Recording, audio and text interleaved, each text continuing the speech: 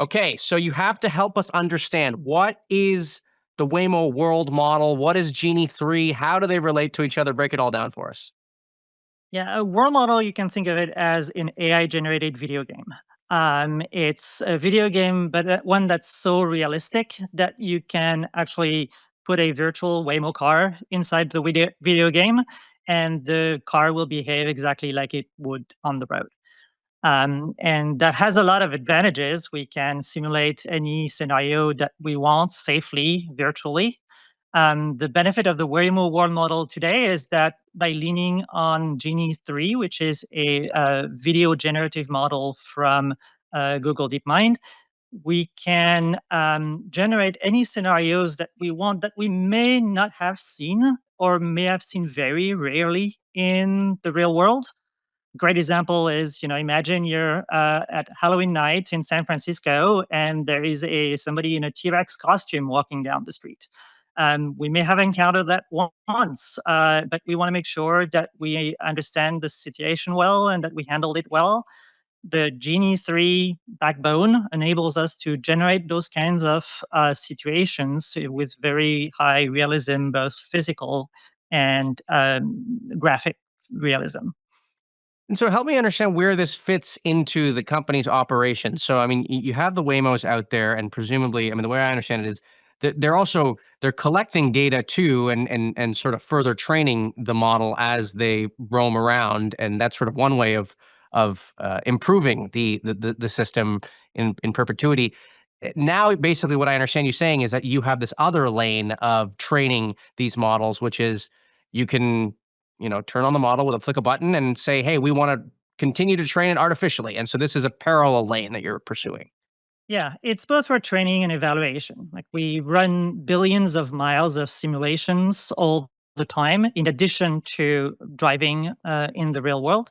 We want to simulate the things that we hope to never observe in the real world, but that we have to be very defensive against. Things like accident scenarios or extreme weather conditions. So, for example, you can take all the miles that we've driven in the real world in daytime and just flip a switch and say, now drive it at nighttime and see that the car behaves in the same manner and is equally safe in those conditions.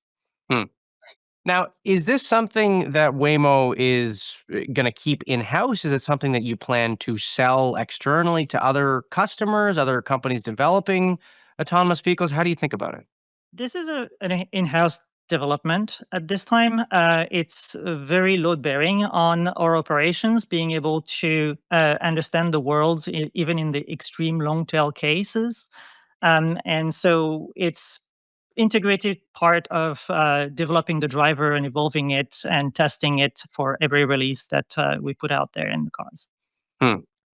I sat in a Waymo for the first time a couple weeks ago in San Francisco. I hadn't done it. It was what I call a spiritual experience in some ways because you're just sitting there and all your senses are on high alert really.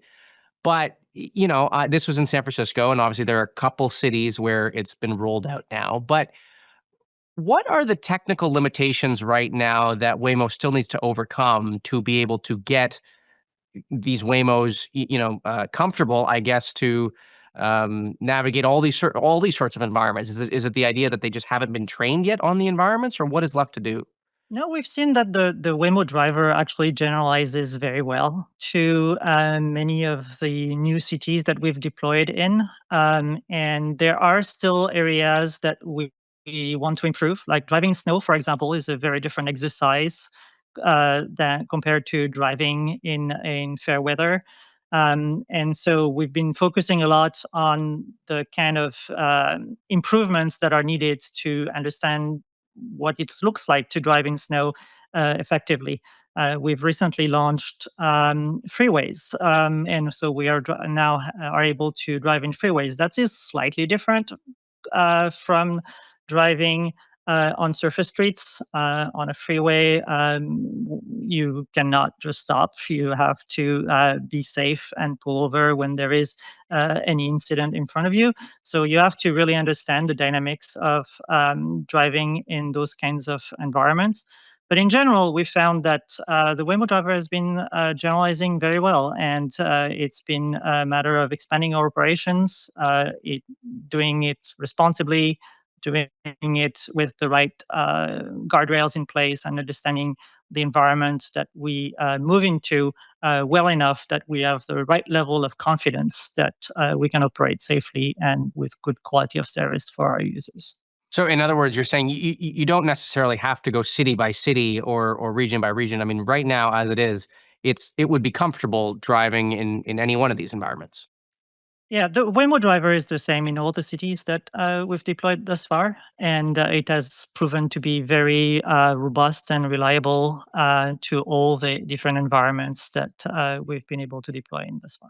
And so is the only reason today that it's not in more cities, is that just a regulation rule, or is so there's no limitation on technology the way I understand? It's very multifaceted in the sense that there are regulatory compliance that we need to go through in some areas. There is operational constraints, there is supply constraints, there is a number of different factors that come into play. But in general, we're moving as fast as we can to bring the benefits of the Waymo driver to as many cities as possible and hopefully save many lives in the process. And last question for you, in order to be able to scale these operations as you talked about, I presume things will have to get cheaper along the way, and maybe the equipment that's needed to outfit the cars with the Waymo driver, becomes less and less bulky, less material. I don't know what it is, but I'm sure cheaper is part of the equation. How do you get there in your mind?